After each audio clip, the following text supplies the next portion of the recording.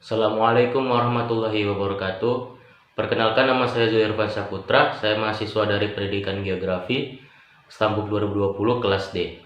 Baik, di video kali ini saya akan menjelaskan materi tentang dasar fisika penginderaan jauh. Langsung saja kita masuk ke materi yang pertama, yaitu pengertian penginderaan jauh. Penginderaan jauh ini adalah ilmu dan seni untuk memperoleh informasi tentang suatu objek, daerah, atau fenomena melalui analisis data yang diperoleh dengan suatu alat tanpa kontak langsung dengan objek, daerah, atau fenomena yang dikaji berdasarkan dari Lisensen dan Kiefer tahun 1990. Jadi penginderaan jauh merupakan ilmu dan seni untuk mengindra atau menganalisis permukaan bumi dari jarak yang jauh, di mana perekaman dilakukan di udara atau di angkasa dengan menggunakan alat atau sensor dan wahana. Tujuan dari penginderaan jauh adalah untuk menyerap data dan informasi dari citra foto dan non-foto dari berbagai objek di permukaan bumi yang direkam atau digambarkan oleh alat penginderaan buatan atau sensor. Dasar-dasar interpretasi penginderaan jauh merupakan pengetahuan dasar yang harus dikuasai sebelum mempelajari dan melakukan interpretasi foto maupun non-foto dalam bidang apapun. Selanjutnya, di sini ada dasar fisika penginderaan jauh. Pada dasar fisika penginderaan jauh terbagi menjadi dua macam, yaitu satu, tenaga elektromagnetik, dua, spektrum elektromagnetik untuk penginderaan jauh. Baik, kita masuk kepada tenaga elektromagnetik. Tenaga elektromagnetik adalah paket elektrisitas dan magnetisme yang bergerak dengan kecepatan sinar pada frekuensi dan panjang gelombang tertentu. Matahari merupakan sumber tenaga utama elektromagnetik. Sumber tenaga alamiah digunakan dalam penginderaan jauh disebut sistem pasif, sedangkan tenaga buatan digunakan dalam penginderaan jauh disebut sistem aktif. Matahari memancarkan tenaga elektromagnetik ke segala arah dengan cara radiasi. Radiasi tenaga elektromagnetik berlangsung dengan cepat dan tetap dan pola pengembang yang harmonik. Tenaga elektromagnetik dapat dibedakan berdasarkan panjang gelombang maupun berdasarkan frekuensinya. Panjang gelombang adalah jarak lurus dari puncak gelombang yang satu ke puncak gelombang lain yang terdekat. Oke, kita masuk kepada spektrum elektromagnetik untuk penginderaan jauh. Tenaga elektromagnetik terdiri dari berkas atau spektrum yang sangat luas, yakni meliputi spektra kosmik, gamma, X, ultraviolet, inframerah, gelombang microwave. Jumlah total seluruh spektrum ini disebut spektrum elektromagnetik.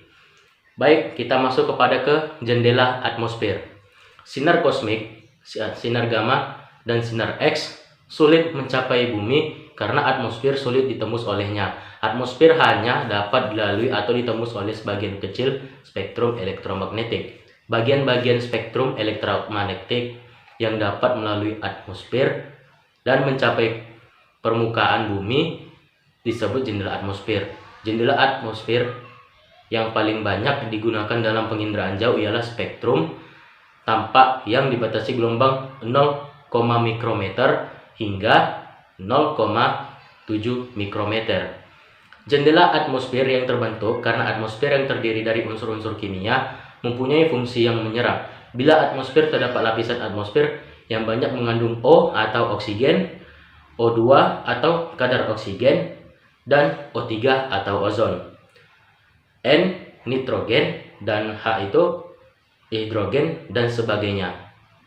Tetapi bila unsur-unsur itu terisi oleh unsur karbon, akan menemukan senyawa kimia menjadi CO atau karbon monoksida, CO2 atau karbon dioksida, CaCO3 atau kalsium karbonat, debu, dan sebagainya akan memberikan dampak terhadap perluasan jendela atmosfer. Hal ini memungkinkan gelombang energi yang lain dan berbahaya bagi kelanjutan hidup masuk ke permukaan bumi karena lapisan atmosfer tersebut kurang berfungsi sebagai menyerap dan menyaring gelombang energi. Oke, kita masuk pada materi terakhir, yaitu hambatan atmosfer.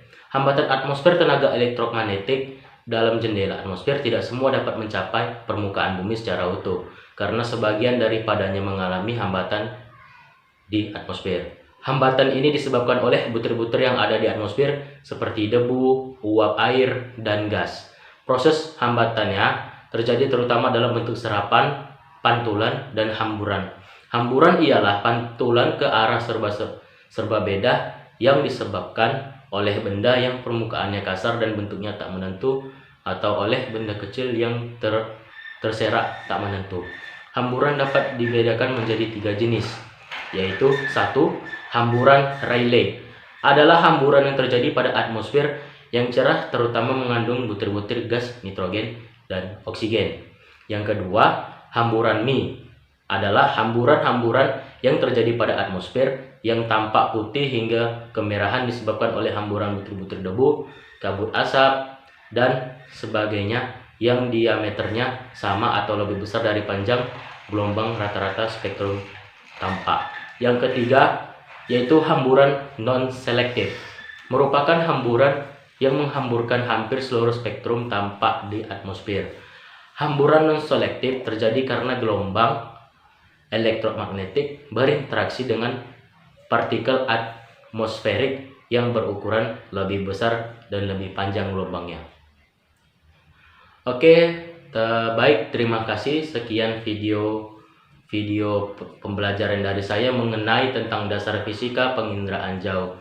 Sekian, terima kasih. Jangan lupa di like, komen, dan share untuk video ini. Terima kasih. Assalamualaikum warahmatullahi wabarakatuh.